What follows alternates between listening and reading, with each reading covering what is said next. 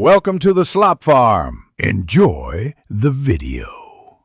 In this video, I will show how to activate Gemini by voice, full guide. Begin by opening the Gemini app and signing in so voice features can be enabled. Next, grant microphone permission and choose your preferred wake phrase in settings to start voice activation.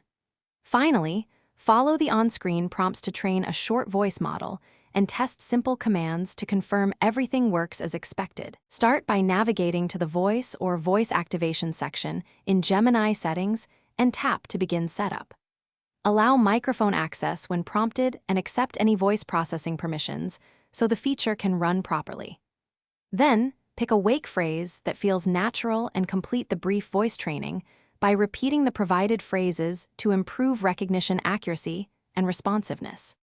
If Gemini misses your wake phrase, try restarting the app or your device to clear temporary glitches. Retrain the voice model if recognition becomes unreliable, speaking clearly and in typical ambient noise to improve results. Also verify network connectivity and microphone permissions, and reduce background noise during testing to ensure a smoother and more consistent voice activation experience overall. Thanks for watching. Consider subscribing if we helped you today.